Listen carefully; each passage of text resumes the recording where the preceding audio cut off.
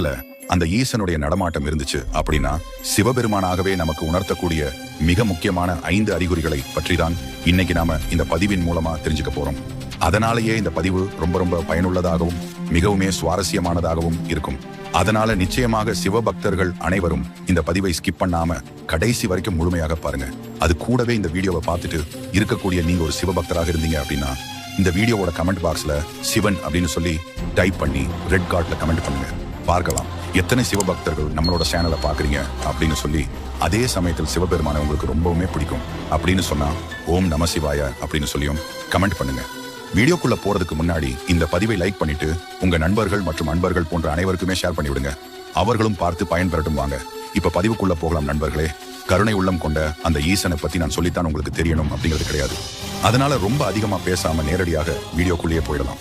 பொதுவாவே நண்பர்களே, இந்த மாதிரி நம் வீட்டில் சிவபெருமானுடைய நடமாட்டம் இருக்கிறதற்கு மிக முக்கியமான காரணம் என்ன அப்படின்னா, ஒருவேளை நாம சிவபக்தர்களாக இருந்தால் அப்படி இல்லைன்னா தொண்டு தொட்டு நம் முன்னோர்கள் சிவ வழிபாட்டின் மீது அதீத ஈடுபாடு கொண்டிருந்தாலும், அப்படியும் இல்லைன்னா தனிப்பட்ட முறையில் நாம் அந்த சிவன் மீது அதீத அன்போடும் அதீத காதலோடும் அந்த சிவனையே அனுதினமும் நினைத்து மனம் உருகி வழிபட்டு வந்தாலோ அந்த சிவபெருமான் நம் வழிபாட்டில் மனம் இறங்கி நம் வீடு தேடி வந்து நம் வீட்டில் குடிகொண்டிருப்பார் அப்படின்னு சொல்லப்படுது.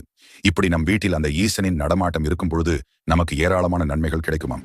குறிப்பாக சொல்லணும் அப்படின்னா உங்களுக்கு நீண்ட காலமாக இருந்து வந்த காரிய தடைகள் விலகி காரிய வெற்றிகள் கிடைக்குமாம்.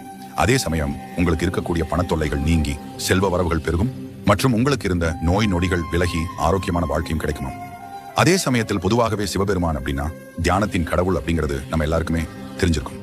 தியானம் அப்படின்னா மன அமைதியை கொடுக்கக்கூடிய ஒரு விடயமாக இருக்கு. அதனால இந்த ஈசன் நம் வீட்டில் இருந்தால் நம் மனதில் இருந்து வந்த மனச்சஞ்சலங்களும் மனக்குறைபாடுகளும் நீங்கி ஒரு மிகப்பெரிய மன அமைதி நமக்கு கிட்டுமாம். இது மாதிரி இன்னுமே ஏராளமான விடயங்கள் நமக்கு கிடைக்கும் அப்படின்னு சொல்லப்படுது. நண்பர்களே, நாம முதல்ல பார்க்கக்கூடிய அறிகுறி என்ன அப்படின்னா திருநீற்றின் வாசனை. ஆமா நண்பர்களே, சிவன் அப்படின்னாலே திருநீரு அப்படின்னாலே சிவன் அப்படின்னு சொல்லித்தான் நம் சைவ சித்தாந்தங்களின் ஒரு கோட்பாடாகவே விளங்குது. அதனாலதான் சிவனையும் திருநெற்றையும் ஒருபொழுதுமே பிரித்து பார்க்க முடியாது அப்படின்னு சொல்லி நம் முன்னோர்கள் சொல்லுவாங்க. இது எதனால அப்படின்னா இந்த சிவபெருமான் தன் உடல் எங்கிலும் எப்போதுமே இந்த திருநீற்றை தான் பூசி இருப்பாராம்.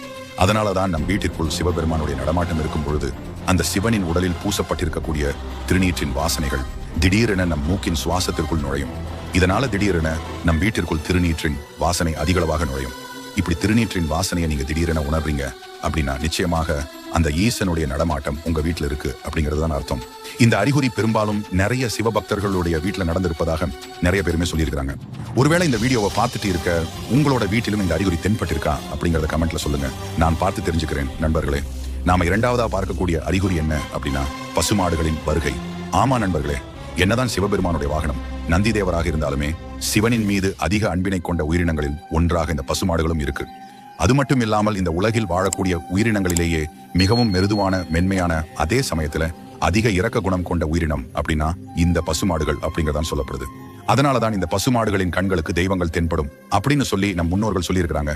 அது மட்டும் இல்லாமல் இந்த பசுக்களின் குணங்களை ஒத்த ஞானியர்களுடைய கண்களுக்கும் தெய்வங்கள் தென்படுமாம். அதனாலதான் நண்பர்களே, இந்த பசுக்களை கொன்றால் அவர்களுக்கு 1000 முனிவர்களை கொன்ற பாவம் வந்து சேரும் அப்படின்னு சொல்லியும் சொல்லப்படுது. அப்படி இருக்கும் பொழுது திடீரென உங்க வீட்டின் பக்கமாக இந்த பசுமாடுகள் கத்தும் சத்தம் கேட்டாலோ, அப்படி இல்லைன்னா உங்க வீட்டின் வாசல்களை பார்த்து இந்த பசுமாடுகள் அடிக்கடி அப்படின்னாலோ உங்க வீட்டிற்குள் அந்த சிவனுடைய நடமாட்டம் இருக்கு அப்படிங்கிறது தான் அர்த்தம். சில நேரங்கள் எல்லாம் இந்த பசுமாடுகள் உங்கள் வீட்டிற்குள் வருவதற்காக ஏராளமான முயற்சிகள் பண்ணும். நீங்களே சில வேளைகள் கவனிச்சு பாத்தீங்க அப்படின்னா தெரியும். உங்க காம்பவுண்ட் கதவுகளை இந்த பசுமாடுகள் இடிச்சுக்கிட்டே நிற்கும். அதனால உங்க வீடு தேடி வரக்கூடிய இந்த பசுமாடுகளுக்கு வாழைப்பழங்களை வாங்கி உண்பதற்கு கொடுத்தீங்க அப்படின்னா அதிகளவான புண்ணியங்கள் உங்களுக்கு கிடைக்கும். நண்பர்களே, நாம மூணாவதா பார்க்கக்கூடிய அறிகுறிகள் என்ன அப்படின்னா தட்டான் பூச்சிகள் மற்றும் மின்மினி பூச்சிகளின் வருகை. நண்பர்களே, இந்த தட்டான் பூச்சிகள் அப்படிங்கிறத ஒரு சில இடங்கள்ல எல்லாம் தும்பிகள் அப்படின்னு சொல்லியும் அழைப்பாங்க. அதனால இந்த தட்டான் பூச்சிகளோ அப்படி இல்லைன்னா மின்மினி பூச்சிகளோ உங்க வீட்டிற்குள் வருது அப்படின்னா அந்த ஈசனுடைய நடமாட்டம் உங்கள் வீட்டில் இருப்பதை நீங்க தெரிஞ்சுக்க முடியும். அதிலும் குறிப்பாக சொல்லணும் அப்படின்னா இந்த தட்டான் பூச்சிகளை காட்டிலுமே இந்த மின்மினி பூச்சி உங்களுடைய அறைகளுக்குள்ள இரவு நேரங்கள்ல நீங்க லைட் எல்லாத்தையுமே ஆஃப் பண்ணதுக்கு அப்புறமா தன்னுடைய வெளிச்சத்தை வெளியிட்டு மின்னிக்கிட்டே இருக்கு அப்படின்னா நிச்சயமாக உங்களோட தான் அந்த ஈசன் எப்போதுமே இருக்கார் அப்படிங்கறத நீங்க தெரிஞ்சுக்க முடியும். அதனால நண்பர்களே, இந்த அறிகுறி உங்களுக்கு தென்படுது அப்படின்னா உடனடியாகவே சிவாலயங்களுக்கு சென்று சிவ வழிபாடுகள் செய்து வந்தீங்க அப்படின்னா மிக மிக நல்ல பலன்கள் உங்களுக்கு கிடைக்கும். அடுத்து நாம 4வதா பார்க்கக்கூடிய அறிகுறிகள் என்ன அப்படின்னா சிட்டுக்குருவிகள், மைனாக்கள் உங்கள் வீடு தேடி வருவது. அப்படி இல்லைன்னா நீங்கள் உங்கள் வீட்டிற்குள் இருக்கும் பொழுது உடுக்கை அடிக்கும் சத்தங்களும் கோவிலின் மணி ஓசைகளும் திடீரென உங்கள் காதில் கேட்பது. அப்படியும் இல்லைன்னா நாதஸ்வரங்களின் இசை கச்சேரிகள் உங்களுடைய காதுகளில் கேட்குது அப்படின்னாலும் உங்கள் வீட்டில அந்த ஈசன் இருக்கிறார் அப்படிங்கிறத நீங்க தெரிஞ்சுக்க முடியும். அடுத்து நண்பர்களே, நம்ம கடைசியா 5ஆவதா பார்க்கக்கூடிய அறிகுறி தான் ரொம்ப ரொம்ப முக்கியமான அறிகுறியாக சொல்லப்படுது.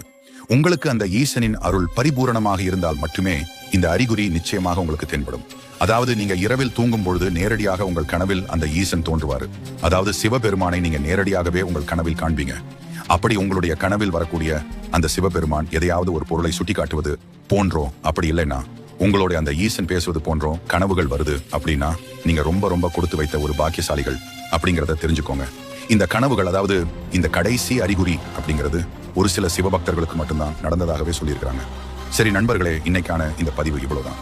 இந்த பதிவில் பார்த்த இந்த 5 அறிகுறிகள்ல உங்களுக்கு எந்தெந்த மாதிரியான அறிகுறிகள் ஏற்பட்டிருக்கு அப்படிங்கிறதையும், இதை தாண்டி வேறு ஏதாச்சும் அறிகுறிகள் உங்களுக்கு தென்பட்டிருக்கா அப்படிங்கிறதையும் கமெண்ட்ல சொல்லுங்க. நாமளும் பார்த்து தெரிஞ்சுக்கிறோம். வீடியோ பிடிச்சிருந்துச்சு அப்படின்னா லைக் பண்ணி நம்மளோட சேனலை சப்ஸ்கிரைப் பண்ணி தொடர்ந்து இணைந்திருங்கள். அடுத்த ஒரு பதிவில் சந்திக்கும் வரை நன்றி, வணக்கம்.